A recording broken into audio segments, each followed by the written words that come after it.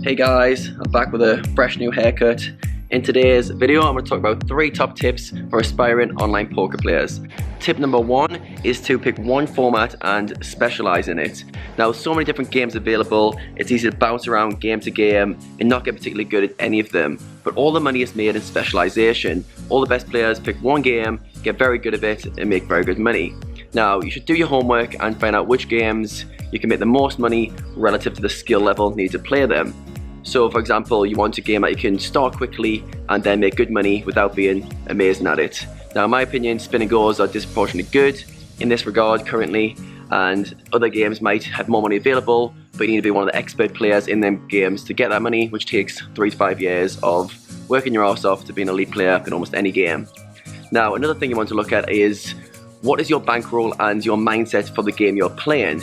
So say you've got a low bankroll or you struggle psychologically with the day-to-day money swings, then you're going to want to pick a low variance game like Heads Up, which is what I specialized in, rather than a high variance game such as Spin and Goes or MTTs. If you were to choose one of those games, you'd have to take a back-end deal or a stake-in deal so your stake would cover the sort of variance of the money swings. Remember, high variance games equal a high level of stress, so be careful what you sign up for. Tip number 2 would be to create good study habits. Poker is a very complex game and it takes years to master it. For this reason, you need to develop daily study and learning habits in order to keep progressing and learn what you need to know. As well as learning from experience, you can also learn a lot from GTO solvers, such as Pio Solver, where you can run hands through pre-calc scenarios and they'll tell you how you should have played a certain hand.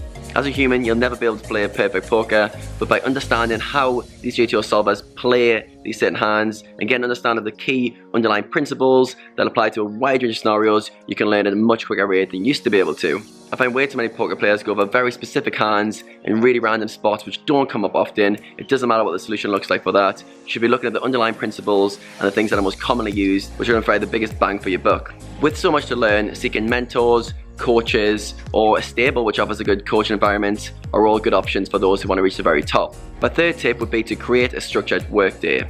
Now, being an online poker player, you have complete freedom in your day. You can wake up when you want, you can go to bed when you want, you can even work when you want. What luxury, right? So much freedom. But it's a trap. If you don't create structure in your day, you don't have set working hours, set sleep hours, set everything hours, you enter in a constant state of distraction. So a lot of players will just wake up and play when they feel.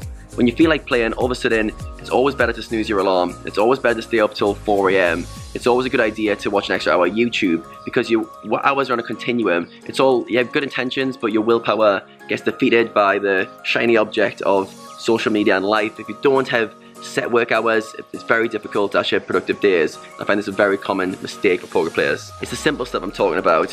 When you go to bed, when you wake up, when your work days, is it 9 to 5? Is it 10 to 2? Is it 2 to 10? Doesn't matter what hours they are, but they need to be set so you know when you're working and you know when you're not. You don't want this crossover, that's your free time, that's your work time, it all blurs into one. You want divides of time so you can be productive when you need to be productive and you have free time when you need to have free time.